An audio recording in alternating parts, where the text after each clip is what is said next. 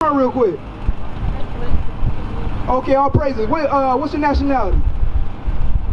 Let me start. What's your name first? Sierra. Yeah, Sierra. Oh, Sierra. All praise. I'm militia. All right. So what we out here doing is teaching our people our nationality. What will you say your nationality is? Unfortunately, African in America. African in America. All right. So our people. That's what we have to go by. That's what your father was, right? So he said. So African America. That's two different continents. So which one would you say you derived from? Africa or America? Which one? America. America, right? So where does the word America come from? From white people. So yeah, that's exactly right. It was the name of an Italian navigator, right? So where you see yourself at on the sign? Where you see African American at? So you gonna see blacks, the blacks in America? The American black. American blacks, African American, same thing. So God would call you the tribe of Judah. So in the Bible, God has a name for you. It's called the Judah. You're from the nation of Israel. That's what the Bible says about our people. We're not African American. We're not black. That's just a color. But God has our nationality written in the Bible. I'm going to show you that. I'm going to prove it to you while we say that. Go ahead. Give me Deuteronomy 1:1. So we're going to read the book of Deuteronomy. We're going to see who the book of Deuteronomy was written to. Okay? The book of Deuteronomy, chapter 1 and verse 1. These be the words which Moses spake unto our Israel. So these are the words that Moses spoke to the Israelites. Go to verse 15, Deuteronomy 28:15. So we're going to listen to what Moses said. So this is after we came out of Egypt. So Moses told the Israelites, he said he gave them a list of blessings and a list of curses that would happen to us if we decided to do the commandments or if we didn't do the commandments. So we're going to listen to what the curses say. Read that. Deuteronomy chapter 28 and verse 15. But it shall come to pass, if thou wilt not hearken unto the voice of the Lord thy God, to observe, to do all his commandments. So he told the Israelites, he said, it's going to happen in the future. If you do not listen to God's commandments, what's going to happen? And his statutes, which I commanded this day, that all these curses shall come upon thee and overtake thee. So he said we would be cursed. He said curses are going to come upon you and overtake you. Now what's a curse? So, over and over. Right, so a bad thing that perpetuates, it continues. He said you're going to be cursed, right? Let's see some of these curses. Give me verse 16. Verse 16. Cursed shall thou be in the city. So he said cursed we was going to be in the city. No, in every city you go to in the so-called United States, or even anywhere in the world, what areas do you find blacks, Hispanics in? Southeast. Southeast, which is what do they call it? What's the general term for that? A poor neighborhood, ghetto, right? So no matter where in the United States you go, no matter where in the world, if you're looking for the black Hispanic communities, they're going to be more than most likely called hoods or ghettos or whatever. It's going to be what? Gang violence there. It's going to be what? Drugs being sold there. It's going to be abortion clinics there. It's going to be all the bad things. And none of the in the communities, none of our people are going to own anything. There's going to be other nations who set up stores in our communities, right? Because no black person own anything in a black community. The Chinese man own all the stores. The Arab man own all the stores. So wouldn't that be a curse? Read that part again.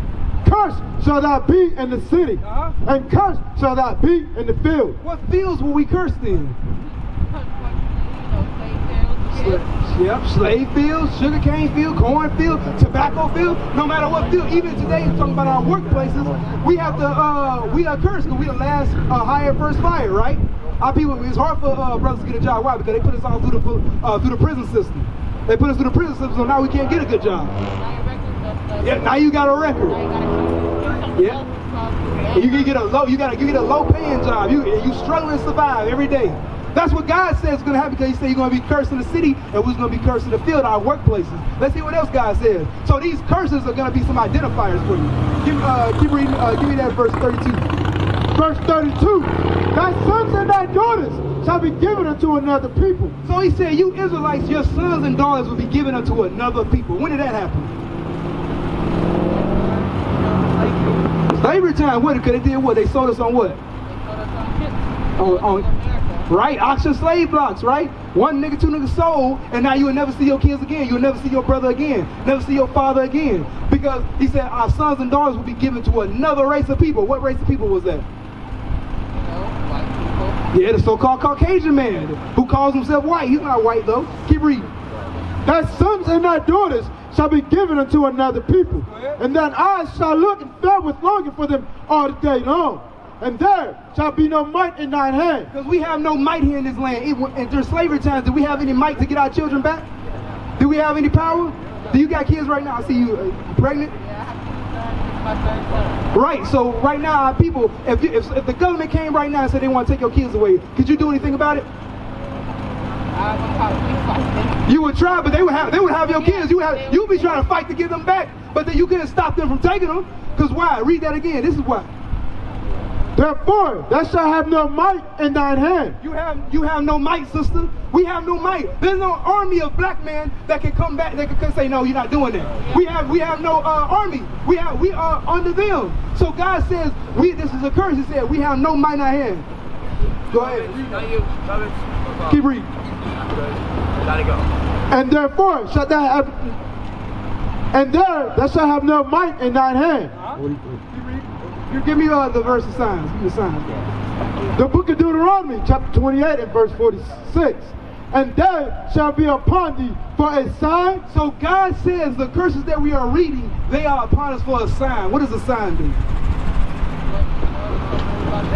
A sign lets you know what something is. I see that discount sign, and I know that's that store. So God said, whoever you see these curses at, that's a sign to let you know who are the Israelites. Because he knew we would forget. So he said, these curses are a sign. Go ahead. And they shall be upon thee for a sign and for a wonder, and upon thy seed forever. He said they are upon us for a sign and a wonder, meaning we should think about that. Wait a minute, the Bible said that the Israelites, their sons and daughters be taken away from them and be sold to another race of people. Who did that happen to? They said that the Israelites would be cursed in the city, cursed in the field. Who did that happen to?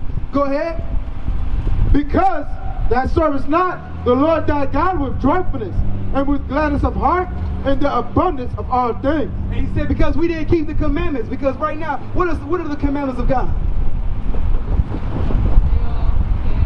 Okay. Now that's not a commandment. Wait. What do you mean by swear? You talking about like cuss words? Nah, that's not what we're going into. But see, our people outside of the 10 commandments, what other commandments are there? Because our people don't even really keep the 10 commandments. Because do our people kill? Yeah. Are there not gang violence in our neighborhoods? We just read it. Yeah, well. Do our people sell drugs to one another? Yeah. Isn't that murder? You killing your brother, right? Do our people steal from one another? Do our people lie on one another? Our people break all those commandments. So are our people keeping the commandments? So God says because we didn't keep the commandments, we would be cursed as a nation of people. Give me verse 68 real quick. I'm going to show you something. Let's see how did we get, because you already mentioned it, how we got over this side of the world. God's going to prophesy about it. Go ahead. Deuteronomy chapter 28, verse 68. And the Lord shall bring thee into Egypt again. So God said he would bring us into Egypt again. Now when the Israelites were in Egypt, what were they? What were they doing when we was in Egypt? Before Moses came and got us out, what were we doing? It said, Moses said, let my people go. Why did he have to say that? We was enslaved by the Egyptians, the so-called Hamites, the Africans, right? Because just because we look the same don't mean we the same people. All right? Give me that the book of Deuteronomy, chapter 5 and verse 6. This is the definition of what the word Egypt means. I am the Lord thy God, which brought thee out of the land of Egypt, from the house of bondage. Did you hear that? What did God call Egypt? The house of bondage. Bondage is another word for bondage is slavery. So go back to 28. And the Lord shall bring, Deuteronomy chapter 28 and verse 68. And the Lord shall bring thee into Egypt again with ships. So God said we would go into Egypt or bondage, slavery again with ships. How do we get over here? Cargo slave ships. This is history. This Bible prophecy became our history. So he said we would be sold into another race of people. Go ahead. By the word whereof I spake unto thee, thou shalt see it no more again.